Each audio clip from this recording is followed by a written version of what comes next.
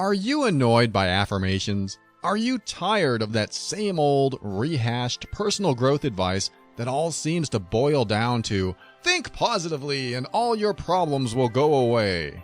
If affirmations feel like lies and positive thinking feels like denial, then I want you to get ready.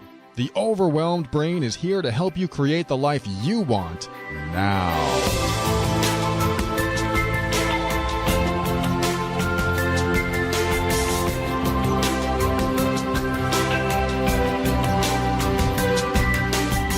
Hello and welcome to The Overwhelmed Brain. I am Paul Coliani, a personal empowerment coach, and this is the show where I help you tackle life's toughest challenges. Sometimes I read your emails, sometimes I just come up with a topic that will be hopefully helpful to you to help you increase your emotional intelligence, strengthen your self-worth and self-esteem, and empower you so that you can make decisions that are right for you. Everything I talk about on this show is my personal opinion and is meant for informational and educational purposes only. Always consult a medical or psychological professional before making any changes that could affect your physical or mental health. All right, we're going to switch it up a little bit today, and I'm going to give you I guess I could call it a path to recentering, a path to rebalancing, to getting into a more comfortable homeostasis. And what I mean by that is that, some of us, most of us, go around with challenges, problems, stresses, things that float around in our head, thoughts that really occupy space in our minds that we don't necessarily want to think about. These are the things that make us feel not so good. They can cause unhappiness, depression, anxiety. They can cause us just general stress. And we go through our day having those things either in the back of our mind or in the forefront of our minds. So I want to create an episode today that asks questions to help challenge the problems in your mind. And what I mean by that is, we have problems in our life. Whatever you want to call them, challenges, points of stress, points of anxiety, points of whatever, that we know how to pretty much define. If you're in a relationship with someone who ticks you off, then you know how to define that in a way that says that person ticks me off. Or when that person does this thing, it ticks me off. If you're in a job that your boss or coworker or something else upsets you in some way, you can define it. You can say, when this happens, it upsets me. And I think it's important for the very first step toward a comfortable homeostasis, toward a balanced, grounded feeling. These are my terms, my definitions. I like to feel grounded. I like to feel balanced.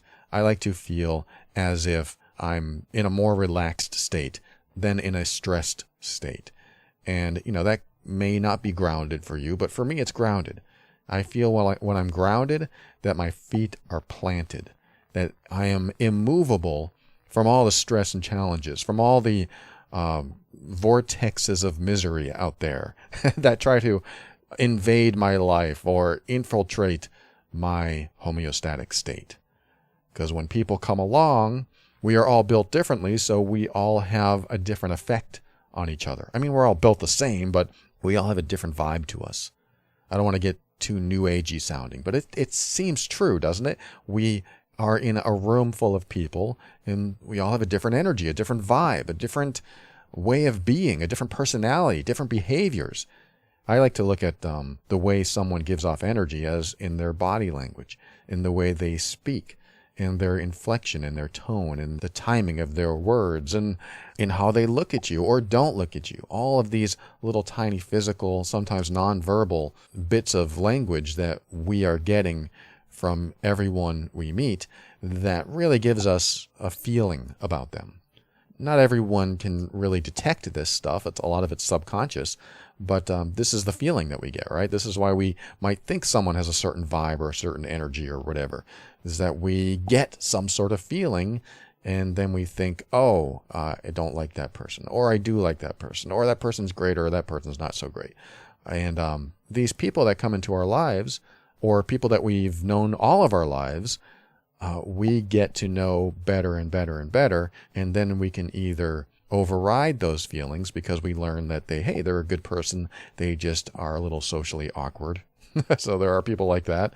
Or, hey, they're not such a good person after they showed up as a nice person, and now I have to override what I originally thought.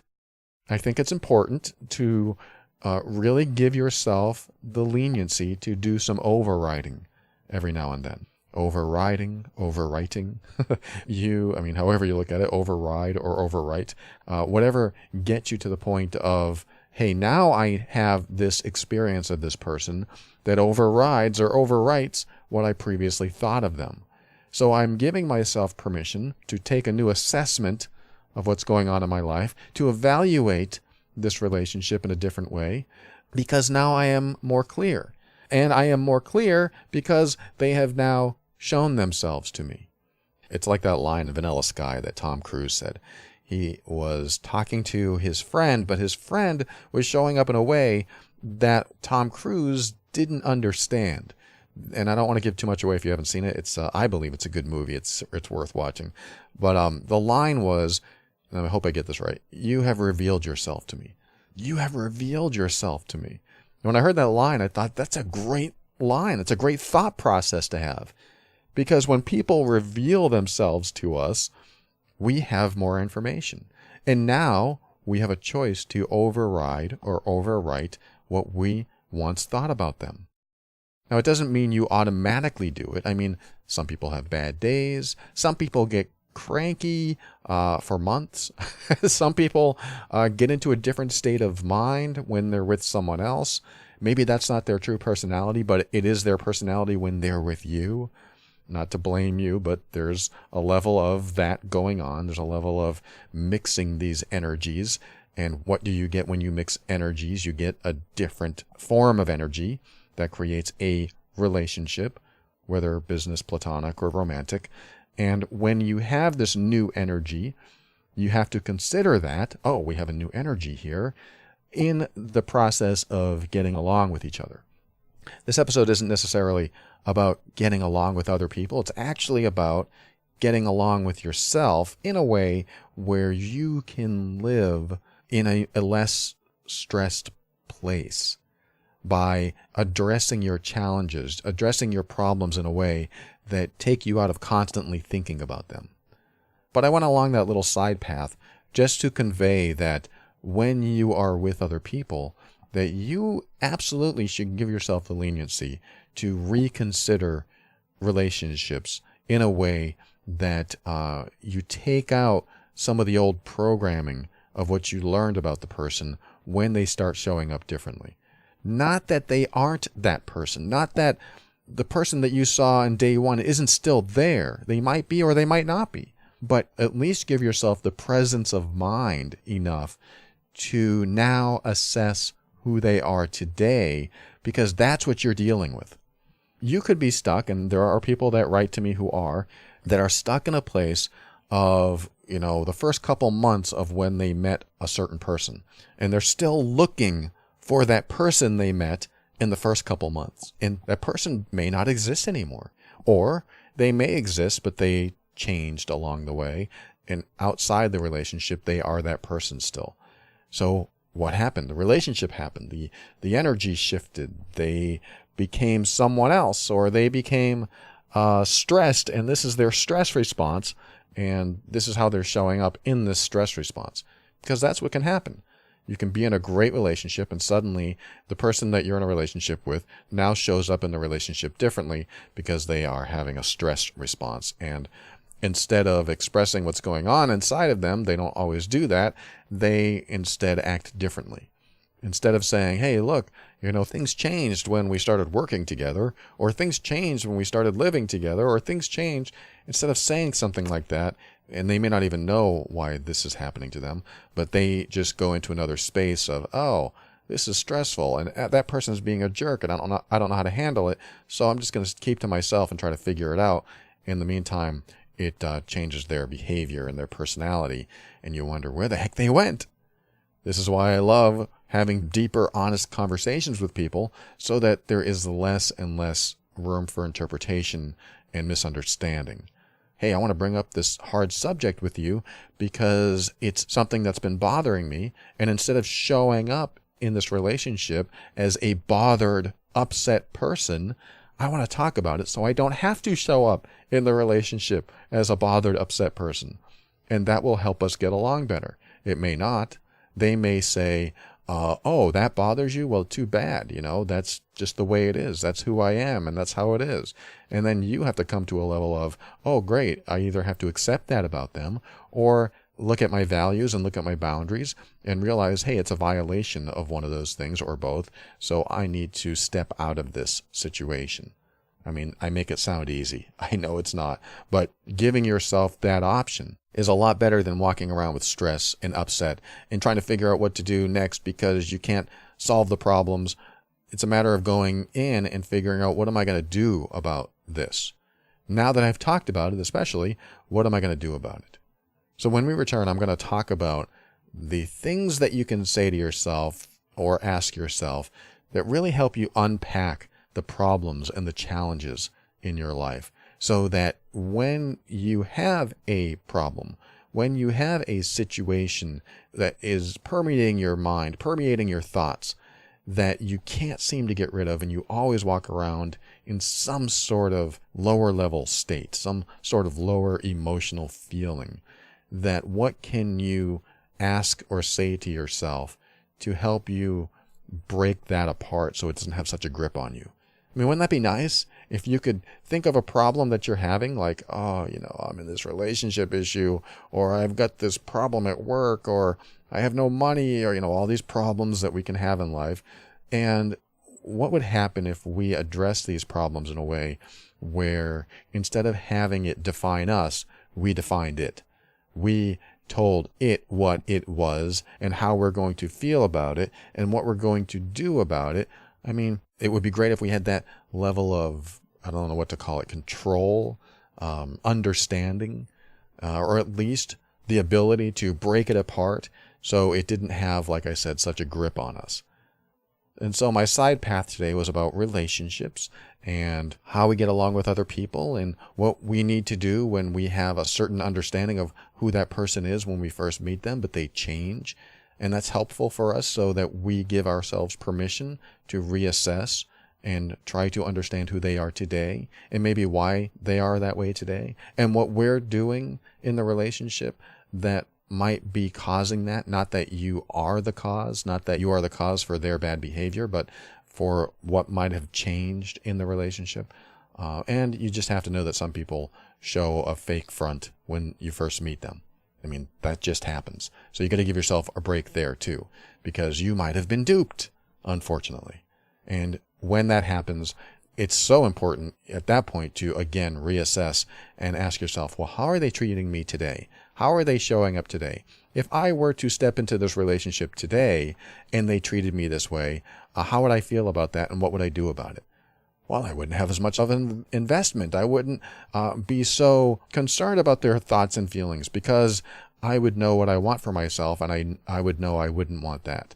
And that's very telling when you look at a relationship that you have today, and if you didn't have any investment in that relationship, no history, and you look at it and you tell yourself, wow, they're treating me a certain way. I would never accept this type of treatment from a stranger. But yet here I am accepting this type of treatment from someone else. I mean, if they're acting badly or if you're very unhappy because of their behavior in some way or because of their involvement in your life in some way. So that sideline I took for relationships is really good to have an understanding with, because there's a lot of other challenges in life. There's a lot of other problems that we deal with. So it's important to, okay, let's heal whatever relationship issues are going on. And now B, let's heal what other challenges are going on in our life. I mean, and those other challenges could be about relationships. Most of them are anyway. But this episode's going to be about the things you say to yourself or that you can ask yourself to help you get recentered, to help get into a more balanced place, a more comfortable homeostasis. So the good news is you can start to feel more comfortable now, because this is going to be a way to start to break apart what used to have a hold on you. Be right back.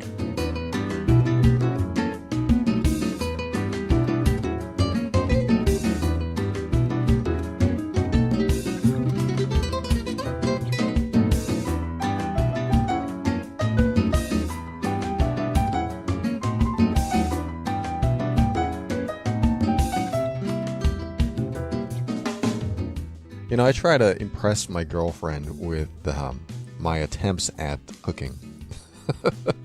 And let's just say that half the time she is happy. The other half the time she said, it's a little dry. Or it could use some more, whatever, X. And sometimes she's impressed. Sometimes, and this is rare, she'll say, wow, this is really good. Good job, honey. And those are the times I latch onto. My former people-pleasing self really kicks into gear, and I hope she loves it. But when I discovered Green Chef, a USDA-certified organic company that includes everything you need to easily cook delicious meals that you can feel good about, I suddenly started impressing her more. And this really made me feel good, because to serve a meal that not only I cooked, but to have it something so unique she's never had before, that really made me, I don't know, what's the word, proud, to bring something out that she'd not eaten before in her 40, whatever, I can't say her age, but she's around my age, and in all those years of life, she'd not tried this, and she's tried a lot. She's traveled a lot and tried a lot. So it was really cool to have the option to serve her something that she'd not tried before. For example, mozzarella stuffed meatloaves. I've never even heard of this. And it took me about 30, 40 minutes to cook it up and prepare it. And I tell you what, the presentation is pretty awesome too, because when I came out and she saw it, she was shocked by that, and of course shocked by the taste. And so was I. It was delicious. And that's what I'm talking about with Green Chef. If you go to greenchef.us/brain, you're going to have the option to have these expertly designed recipes that chefs have created with gourmet flavor that you typically find only in restaurants. And not only that, these recipes are sent to you with the food, with a box of food that is labeled and portioned and ready to cook, or ready to mix, or ready to serve in some way. You do the work, but they do all the preparation. And it's really not that much work. And what Green Chef has done for me is allow me to get beyond hey, hon, I fried up some chicken. And what I've learned through Green Chef is not only how to be a better cook, but also that I don't have to do most of the thinking, and I don't have to shop for the individual ingredients because they are delivered right to my door. And that's why I want to share Green Chef with you. They provide meal plans, which include paleo, vegan, vegetarian, keto, gluten-free, omnivore, and carnivore. And each meal contains a variety of organic ingredients, which you're going to love. So let me just finish by saying a few things about them. It's easy to maintain a specialty diet and enjoy exciting new options. With Green Chef, everything is handpicked and delivered right to your door, and all the ingredients come pre-measured, perfectly portioned, and they do most of the preparation for you. The meals, like I said, are designed by expert chefs, and they have this gourmet flavor that you can typically only find in restaurants. And with Green Chef, it's easy to maintain a specialty diet and enjoy exciting new options and a lot of variety. So I really want you to try them out. Go to greenchef.us/brain. When you go to greenchef.us/brain, you get $50 off your first box. And remember, it's greenchef.us, not the old .com. These are the new domain extensions coming out, and .us is one of them. So go to greenchef.us/brain. They have certainly made a difference in my relationship, and whether you're in a relationship or not, you're gonna love the convenience and the taste. Check them out, greenchef.us/brain.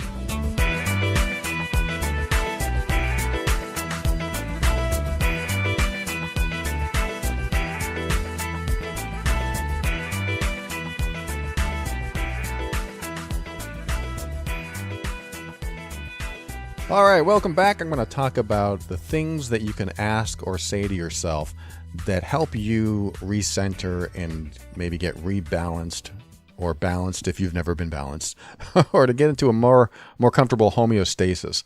These aren't all inclusive, nor are they all designed to work perfectly, and some may work wonders and some may have no effect at all. But they're all a part of the healing process and getting beyond former upsets.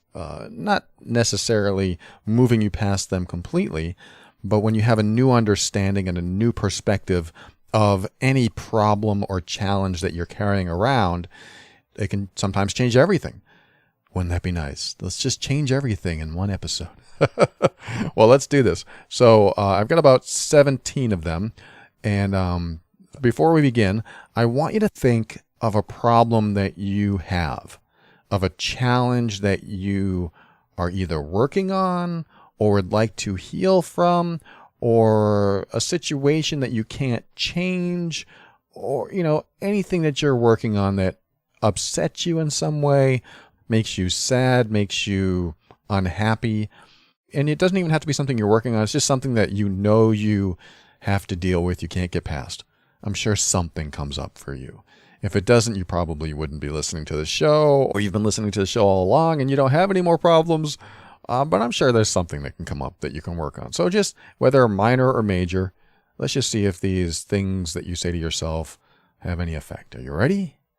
Number 1, if your problem played out to the fullest, played out to the end, and got to be worse than you originally imagined, what are you going to do after that?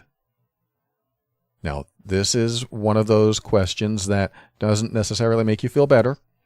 And you may have actually thought along this path, but the path that we usually play out in front of us is, oh my God, what if this problem never ends and this is the way it's going to be? Or the problem I'm worried about comes to fruition. We usually think along that lines. But let's just think beyond that and ask ourselves, well, what if it got worse than we originally imagined? What if it was a lot worse? Oh no, what are we going to do after that? So what I'm asking you to do is go beyond the problem. It happened, or it is happening, and it's worse than you thought. What is worse? You can look at the worst case scenario there. What's worse than that? What's worse than that? It's worse than you thought. What are you going to do then? Your answer might be, well, I don't know if it's any worse than that. I haven't even thought about that. So this doesn't put you in a very happy state, but I just want your brain to go there for a moment. And as you're going through these, you may want to pause. You may want to write them down. I may actually make this a workbook in the Patreon program. So for members of the Patreon program, I'll have these available to you when this show airs. But this might be a helpful question just to get things rattling around in there. That's all I'm doing right now. I'm just rattling some things around there with this first item. But let's get to the second item, which is the question, when you think about all of the components that make up the problem, what makes up the components? This one's a little bit deeper, a little bit harder to digest and try to figure out, maybe. But when you think about all the components of the problem, for example, I don't have enough money, so one of the components is I have all this debt. Another component is I don't get paid enough. Another component is this. All right, what makes up those components? Well, one of them is the credit card company. Another one is the job I have. And when you think about the components that make up the components, what makes up those components of those components of those components? So the reason I'm asking you this, it seems like a silly question, but the reason I'm asking you this is I'm taking you away from your very direct experience of the problem. Your very direct experience of the problem is, using the example I just did, I am in debt and I don't get paid enough. Okay, that's my very direct experience of the problem. So let's dig a little deeper than that and ask what components make up that problem. Well, it's the job I have. Okay, what component made up the job you had? Well, it's the job I've had for the last 4 years and I've only gotten these tiny raises. Okay, what are the components of that? Well, I don't understand the question. I mean, that might happen. I don't understand the question. Just think about the components. What components make up the fact that you've been there for 4 years and have these tiny raises? Well, yeah, I made the decision to take this job because such and such and such. This helps branch your mind off into different little areas. Again, not all of these are going to be effective, and some of them will be very effective, but it's helping you shake the foundation a little bit. Shake the foundation of what you know to be the problem. So, there's number 2. Work with that one. That might take you a little while. Number 3 is think of a problem that you used to have that doesn't bother you anymore, that doesn't trigger you anymore. And when you think about that old problem that doesn't trigger you anymore, Where is that in your mind? Now, this may sound like a strange question, but really, just think about it. Where is that in your mind? Where is that in my mind? I don't understand. Well, where is it? When I think about a problem I used to have, for example, let's just say I was highly judgmental to my wife. That was a problem I used to have. It was her problem too, but it was a problem that I used to have and I needed to heal from because it made me unhappy having it.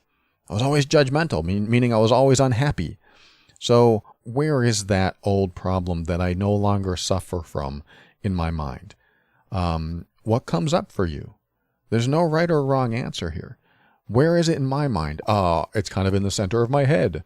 Okay, that might be your answer. Okay, but if that's your answer, the next question is, does that problem still trigger you? Or are you still experiencing that problem at any level? Because this is where it starts to get a little bit, you get some more understanding of what's going on.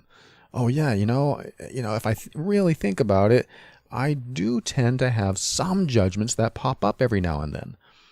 Okay, for me, that would be a problem that still may exist in little bits and pieces here and there. So maybe that's not the right problem for this question.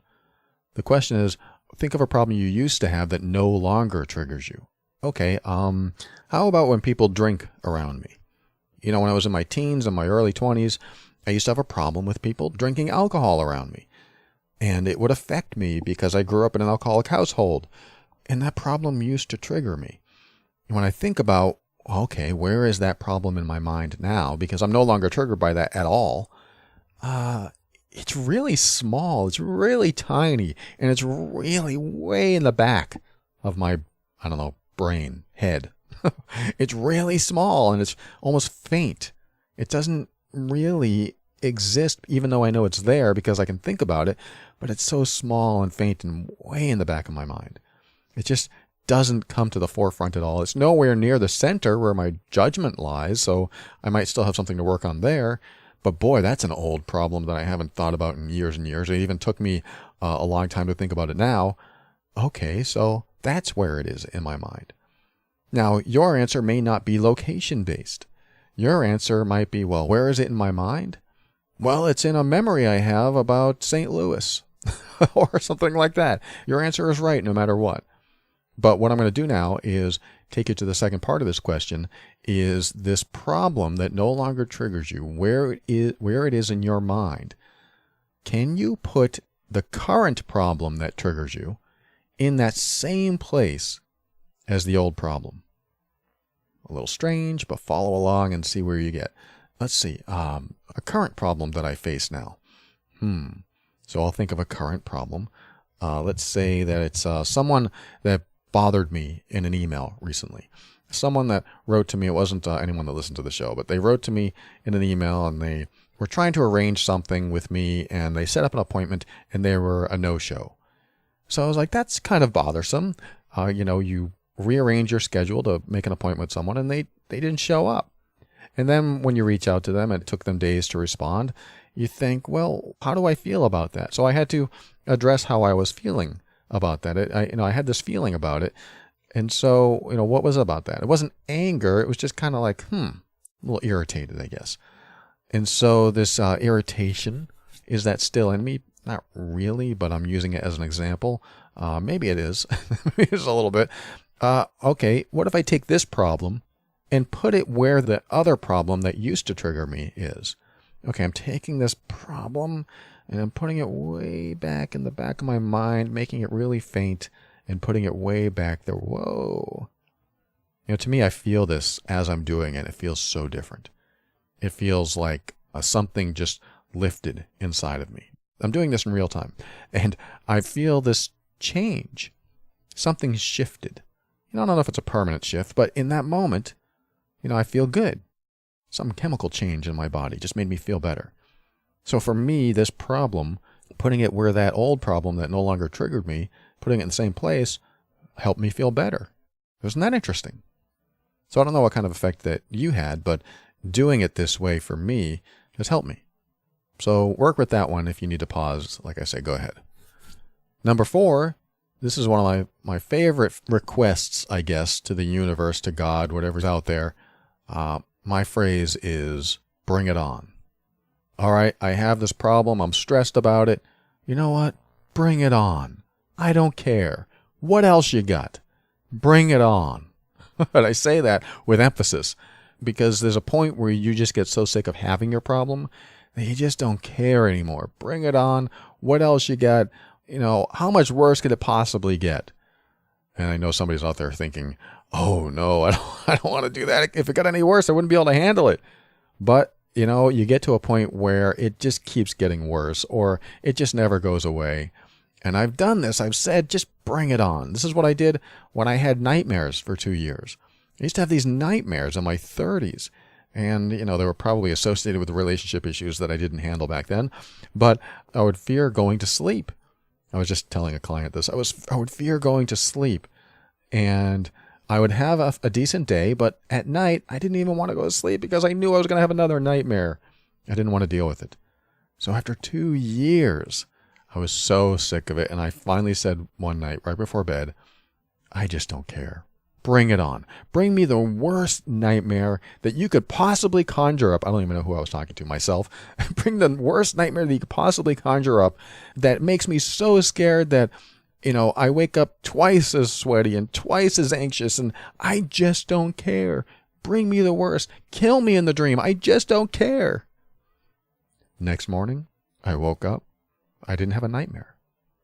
Okay, that's nice, but did it work? I mean, you didn't have a nightmare that night. No, from that point on, the nightmare stopped. And I couldn't believe it. Week after week went by, and I was expecting the nightmares to come back. But I just faced it head on and said, give me the worst you got. Give me everything you got. I just said it. And what that did, and this is me looking at it in hindsight now, what that did was squash any resistance I had about having nightmares. And it made me realize that my resistance was a big part of the formula for these nightmares. Meaning, I resisted having nightmares, and because of that resistance, the resistance itself was one of the major causes of the nightmares. So you can have a nightmare one night, and you can have a nightmare for 3 nights, and for 5 nights, and for 5 months, and you probably will develop a resistance because you don't like having them, and pretty soon you could have stopped having nightmares, but your resistance keeps them alive. This is, again, in hindsight. So I look at this and see that I resisted so much that my resistance was the energy source for the nightmares. And when I said, you know what, I don't care, bring it on, give me the worst you got, give me the best you got. Give me whatever you want and make me so afraid that I can't stand it anymore. When I did that, I stopped resisting and just allowed. Yes, it's very Buddhist. I stopped resisting and just allowed. And when I allowed it, where was the energy then? Where was the energy to fuel the nightmares? So I really like Bring It On. It may or may not work for you, but it definitely worked in that case and in many areas of my life. Number 5. This is sort of along the same lines of full acceptance. The question that you ask yourself about the challenge or the problem in your life is, what would happen if you had no choice but to feel defeated and give in to the problem? So think about that. What would happen if you had no choice but to feel defeated? I mean, it happened. Now you are in a place of defeat and you have to give in because the problem is never going to go away. It is prevalent. It is there forever. Ugh. I feel, I don't want to think about that because I spent so much time resisting it and trying to figure out how to resolve the problem or trying to figure out how to avoid feeling bad about the problem. And now you're telling me to feel defeated because there's absolutely nothing I can do about the problem? Oh, okay, I'm going to put myself in that space. What does that feel like? Oh, it feels like crap. I don't like it. I don't like it. All right, that's fine. But what that question might have done for you is pushed you past the point of resistance. Because you may have been resisting and resisting. I don't want to feel this way. I don't want to feel this way. But let's push you past it and say, you know what? That problem's never going to go away. You have it forever. Now you don't have to deal with your resistance anymore. That's what that's about. You don't have to deal with your resistance anymore because it exists. It's true. And you have no choice. Yuck. Don't worry, I'm not going to leave you in this space.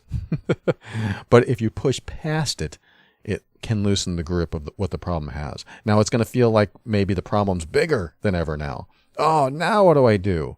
But that's okay, because if you haven't thought in that direction before, these new directions, these new paths of thinking will help you break apart the grip it's had on you. So there's number 5. Again, some of these are pretty deep, so pause at any time. And number 6, we're going to talk about resistance one more time. What if the problem wasn't a problem at all, but your resistance to the problem was? This goes right back to the energy that fuels the problem. What if your resistance to what was what made you feel bad? Let's just say that you're driving to work, if you drive to work, and there's a traffic jam, and you're already late, and you're worried about your boss yelling at you, and you're worried about your pay, and now you're sitting there and you can't move, and you have this feeling come up. Oh, crap. Or you're angry and you beep your horn, or you have these feelings come up, these emotions, because you want to resist what is. You want to resist the traffic. You want to resist the idea that you're going to be late, that it's going to affect your pay. You want to resist all of this stuff. What if the resistance was the problem and being late was not a problem? What if the boss yelling at you wasn't a problem? What if you not getting as much pay as you normally would have because you would have shown up on time? What if that wasn't a problem?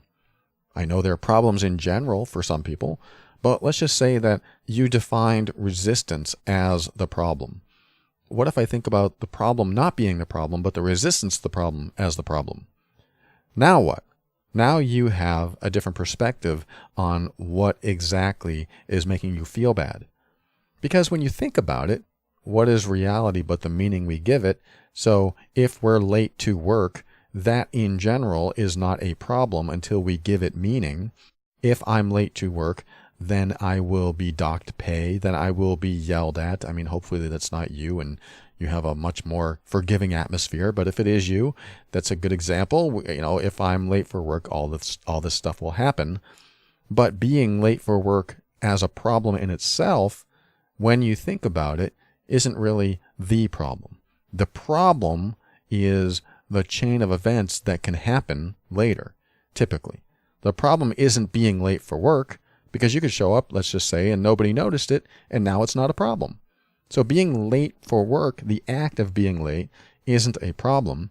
But when the boss looks at you and says you're 5 minutes late, or 15, or 2 hours late, and the boss gets angry, even that is not a problem.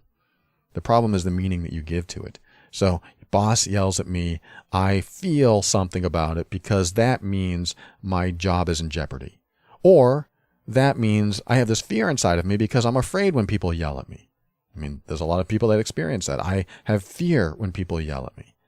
So my boss yelling at me makes me feel afraid. My boss yelling at me makes me feel a certain way. Oh, the feeling, the emotion could be the problem. Wait, that's not a problem, because if I'm late and the boss docks my pay or worse, fires me, then that's a problem. No, that's still your thought about what's happening. That's the problem. That's still your future thinking that you might be fired, that you might get your pay docked. Those are all the things that you are creating as problems in your mind. And I know there are real problems in this scenario, but I'm just saying what we define as the problem isn't necessarily the problem. Being late for work isn't necessarily a problem. It's the result of being late for work that might be the problem. But we define it as being late for work. I can't be late for work because my boss will yell at me. Okay, the boss yelling at you isn't necessarily the problem because it's how I feel when the boss yells at me. I could go on with that, but the point is the resistance to you not wanting to be yelled at, you not wanting to get your pay docked, you not wanting is all part of the resistance process. And when you resist, instead of being open and accepting to it, of what is, then that either exacerbates the problem or is the problem itself. Again, these may not work for you, they may, but I look at my resistance to almost anything as a problem in me that I need to overcome. Okay, if I remove the resistance and welcome it, not that I want it, but I just allow what is to be what is, then my resistance isn't fueling the problem or becoming the problem itself. So what do you do with it, though? What if my boss yells at me and he really does, dock my pay? or she really does fire me, well, then that can become a new problem, and we can deal with it in a similar way. And I'm not telling you to allow people to walk on you or violate your values or your boundaries. That's certainly something that you need to be aware of. But also realize that there are people that will do things that we don't necessarily like, that are beyond our control. And we just have to realize, oh, well, that is who they are. That is what it is. There's nothing I can do about it. And I can either choose to continue staying in this situation or not, so on and so on. But the point is just to be aware that if your resistance is the problem, then we need to at least acknowledge that. Not that it resolves everything, but it's good to just acknowledge that resistance could be part of the fuel. Let's go to number 7. If you were to write your problem down on a piece of paper and you could only write one sentence, what would that sentence be? And I know there are people out there going, what? Oh, where do I begin? That's going to be so long. That's going to be one long run-on sentence. Well, try to condense it. Because what happens when you condense it is you start to really focus on the biggest issue. Because sometimes I'll get emails that say, my problem is, where do I begin? My problem is when I was 14, this happened to me, and my dad did this, and my mom did that. And then I got into a relationship when I was 17, and then at 18, this happened, and then at 21, this happened, and then at 24, and on and on and on and on, which is fine because I like to believe that people are writing this stuff out as if they're writing in a journal and expressing themselves in a way to, get this stuff off their chest. I do appreciate that. But there are people that will write their entire history and what's going on today in so many minute details that they lose track of what the actual problem that they're experiencing in this moment is. And I think it's a good idea to get a grip on the most major challenges you're having now. Because I can tell you my entire history of all the problems I've ever had and how they lead me up to this point where I'm having problems today. Or I can tell you when I walk into a room, I feel anxiety. That really breaks it down instead of saying, since I was 6 when my mom yelled at me for making the wrong friends and being in the wrong neighborhood. And then when I was 7 and then when I was 8, she did this and my dad did that. All of these things may be related and absolutely relevant. But I want you to get to a point where you can describe the most major part of your problem in one sentence. When I do this, I feel that. When I think of this, I feel that. And what this can help you do is get over the overwhelm. It can help break down all the issues that you're having into a simpler method of understanding, a simpler breakdown of understanding. I know there's more to it. I know that it's deeper and it's complex. And you probably already know this by heart. I just know I have this problem. That's easy. I have this problem. Well, put it in one sentence and write it in a way that conveys the exact issue as much as you possibly can. I know it's tough in one sentence, but do so in a way that helps you understand that when I do this specific thing, I feel this specific way. Or when someone says this specific thing, I feel this specific way. And I know there's going to be multiple things that are happening in your life. And if that's the case, maybe you need to zoom out a little bit more and say, well, when he says this, this, and this, and this, I feel this way. So you can break that down into a smaller sentence and say, well, when he comes at me with that inflection in his voice, that zooms out a little bit more. That makes it a bigger picture, right? Instead of saying, when he or she says this, this, this, or this, or this, or this, and he or she does this, this, this, this, this, or this, then I feel this way, and I feel this way, and I feel this way. If we zoom out on that and make it a bigger picture, well, what does all that mean? What do all those things have in common? All those things have in common is that the person says them a certain way. Or they only say them when I come home from work. Or they always say my name instead of calling me honey when they talk to me this way. And that's part of the big problem. I know there might be multiple problems you're dealing with, but think of the most major problems in your life and try to zoom out, try to make them bigger picture, try to find common elements and components of those problems so you can break them down to one sentence. Because one sentence is a lot easier to work with than an entire plethora of issues that you don't even know what to do, where to begin when you have all those things. These are just exercises. These are just ways to get you to a better place. Some of these will work, some of these won't. And I'm going to give you the rest of them when we come back after this. Let's take a little break, and I'll be right back.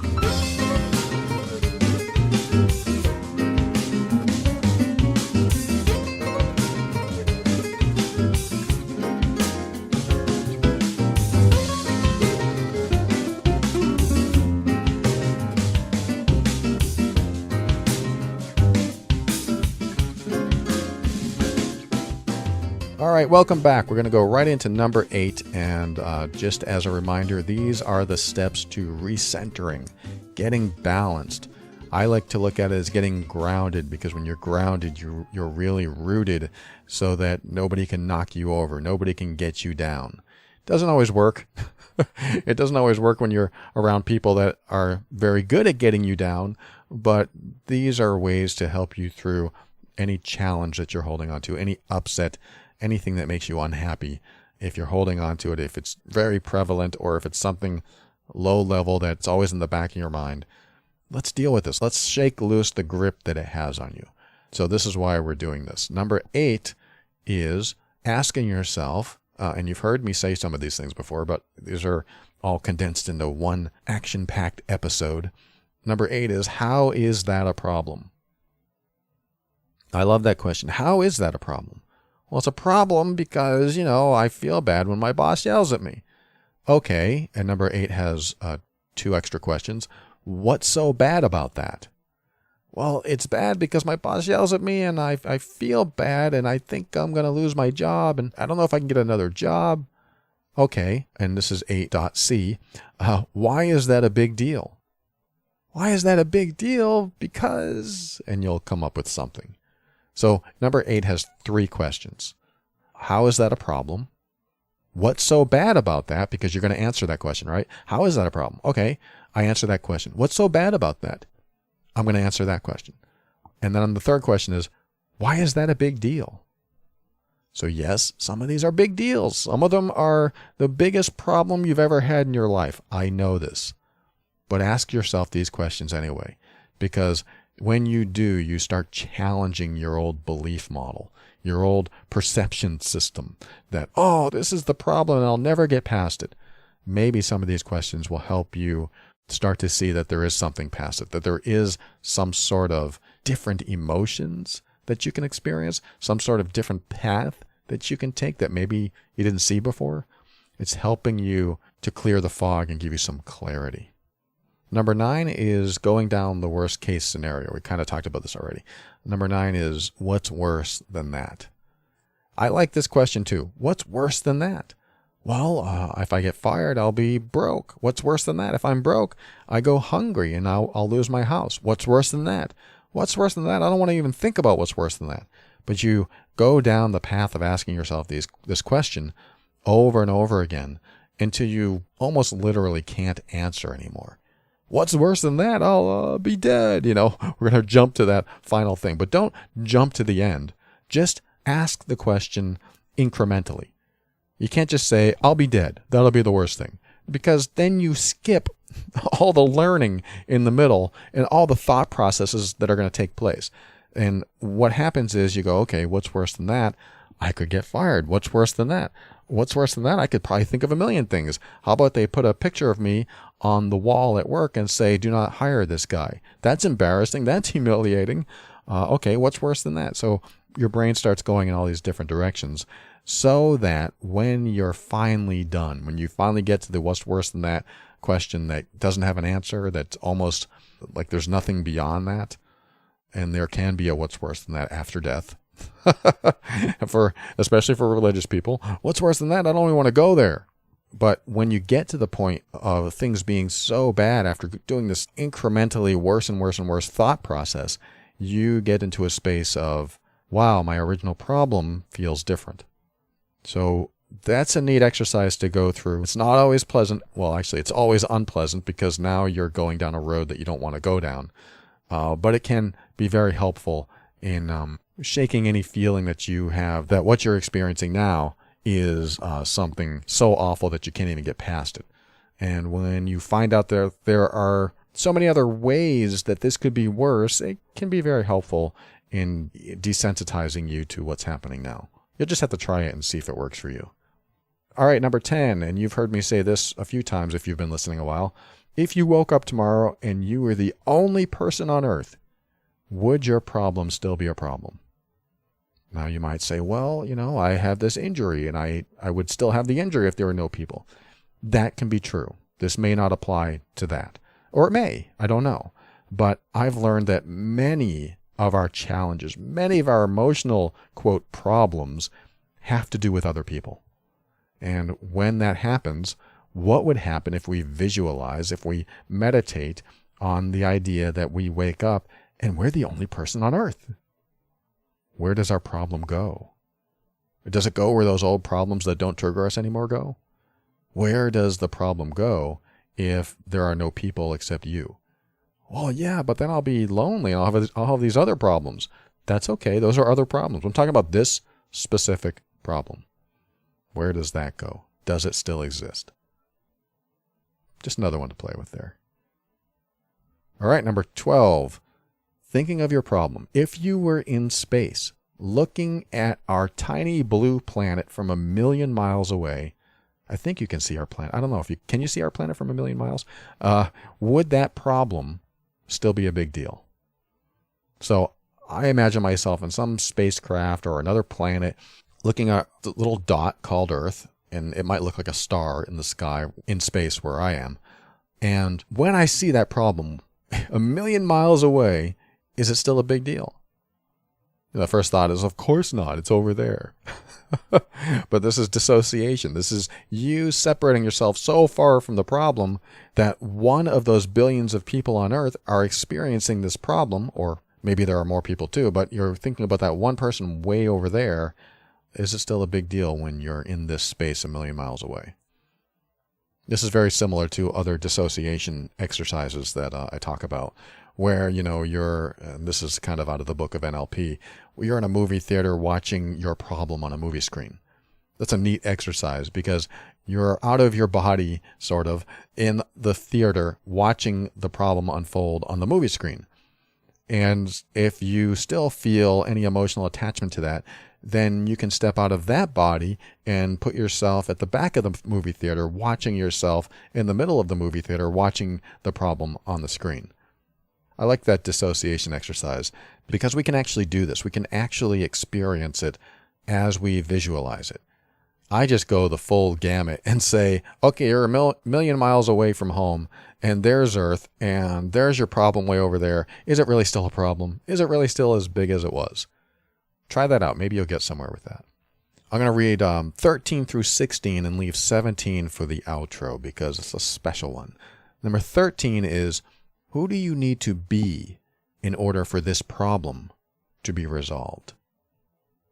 This is a little bit of a thinker. This is a deeper one where you might have to consider who you'd need to be, and that has room for interpretation. Who do I need to be in order for this problem to be resolved?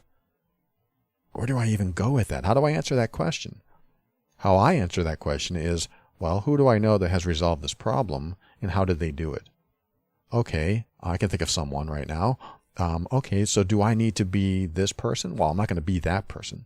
But what behavior did that person exhibit to solve the problem? What steps did they take to resolve the problem? Yeah, but they didn't have the mom that I have to deal with. They didn't have the spouse that I have to deal with. That's all right, but what would they do? Because they were resourceful enough to do it. Or maybe you can't think of anyone that resolved this problem. So now you have to become someone that doesn't exist. Unless you've seen somebody do something similar on a movie screen. Going back to the movies, right? If you've seen some character in a movie that resolved a problem like this, what did they do? Or if they didn't resolve it, who were they? What kind of person did they show up as? And when you think, okay, if I were that person, what would I do? And that might be scary to you. It's like, well, I would never do that. I couldn't do that. That's scary to me. That's all right, because all you're doing is answering the question, who do I need to be in order for this problem to be resolved? Well, I don't think I can resolve this problem. That's okay too. Just ask yourself who you need to be in order to resolve it. Well, I'd need to be a magician. Or whatever comes to you. But try to be realistic. Try to be in that space of who you need to be. All right, number 14. And this is another one I kind of stole from NLP. In how many ways have I failed at resolving this problem? So thinking about your problem, in how many ways have I failed at resolving this problem? Oh, I'm a failure. Oh, that's a crappy feeling. Oh, I don't like that feeling. That's all right. This is just an exercise, right? How many ways have I failed? Well, let me think. This is one of those moments where you have to consider everything you've tried. Now, the challenge here is that maybe you haven't tried. Maybe you haven't tried different ways. Maybe you just gave up because the problem was so big that you didn't think you could try anything. That's where this question really gets you. If you can think of many ways, then that's a different story. But if you can't think of any ways, in how many ways have I failed? Well, I haven't failed in any way because, what's your answer to that? Pause if you need a moment. Number 15 is, if the problem disappeared right now, who would you become? That's kind of along the lines of who do you need to be? If the problem disappeared right now, who would you become? Think about that. That's a good question that really starts to help you shape the person, you want to be. Wouldn't that be nice? The person you want to be if this problem disappeared right now. Number 16, last one before I talk about 17 during the close of the show. Number 16 is, if the problem never existed, what would be different today about everyone else around you? This one throws the brain into a different direction altogether. If the problem never existed, what would be different today about everyone else around you? So this doesn't have to do with you anymore. It has to do with other people. How would they show up if your problem didn't exist? What would they be like? What would be different about them if your problem didn't exist? So that could work for you. That may not, but give that some thought.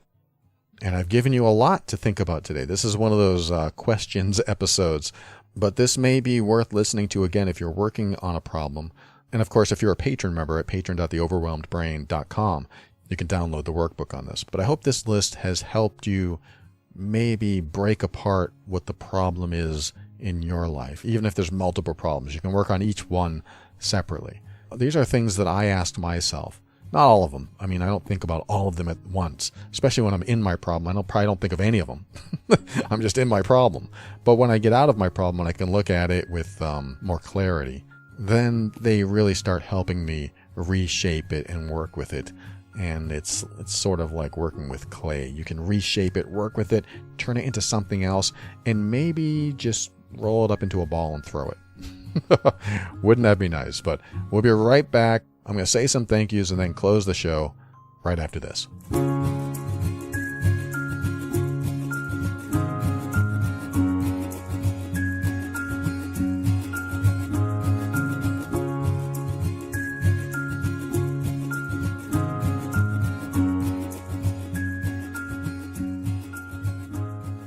Thank you for listening to another episode of The Overwhelmed Brain. I want to thank Veronica for her donation to the show. I appreciate you, Veronica. It's good to connect with you. And this isn't something I mention too often, but there is a Facebook group for The Overwhelmed Brain called The Overwhelmed Brain Empowerment Group. And if you search for that on Facebook, you'll find it. And for those of you who have signed up to join, there's one question that several people have not answered. So if you sign up to join, it's going to ask you, are you 18 or older? If you don't answer that question, I can't let you in.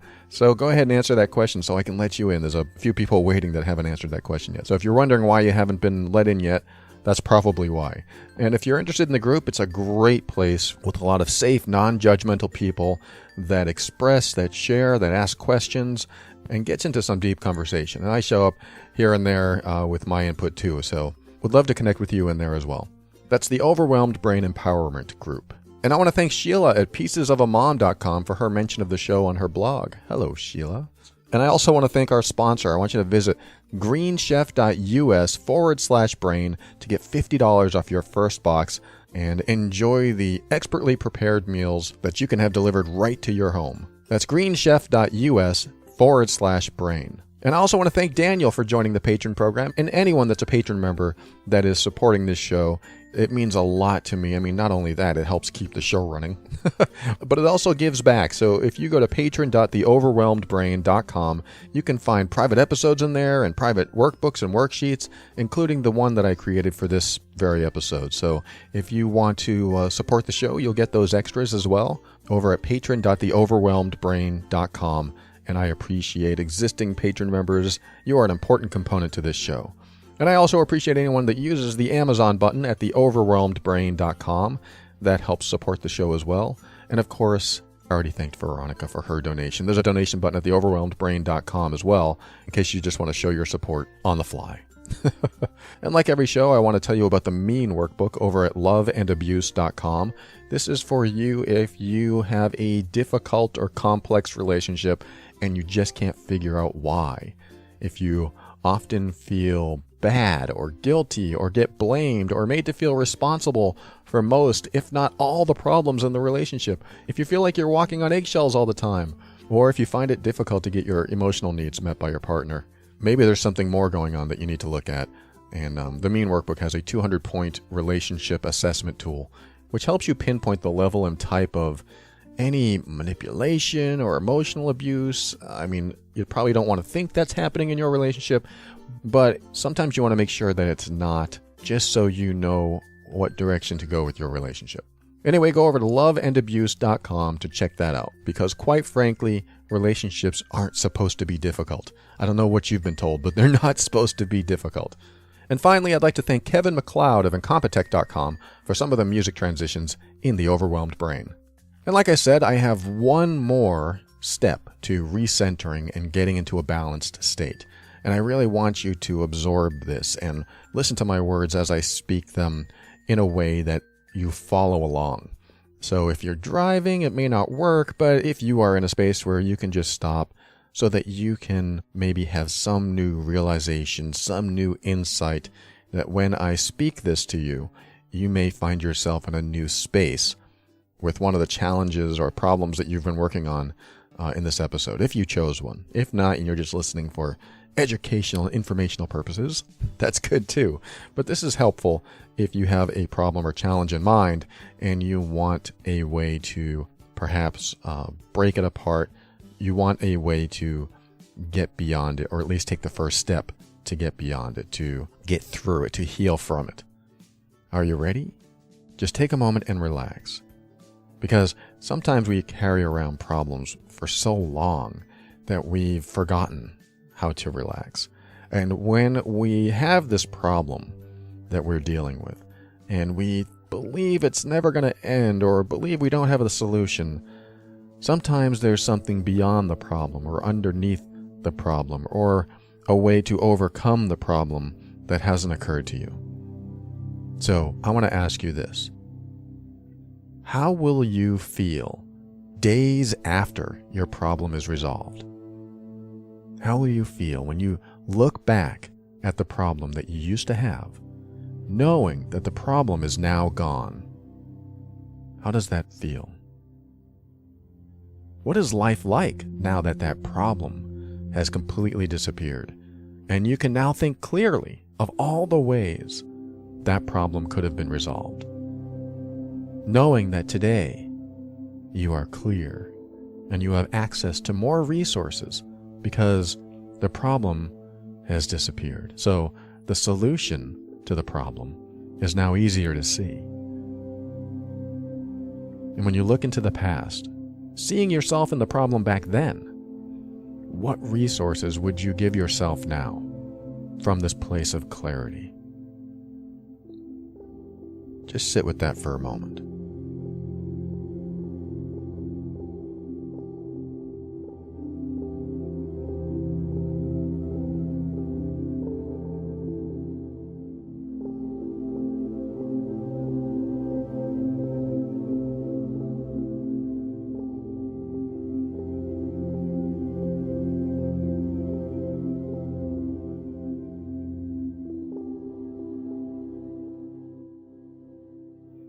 Sometimes we're so enmeshed and so embroiled in a problem that we can't see the solution because we're inside of it. This is why I want to walk you through something like this, to take you outside of it, to help you see it from a distance, knowing that it's gone now. That distance from it can really help you see things differently. So give that some reflection, some thought. And maybe that problem will just resolve itself.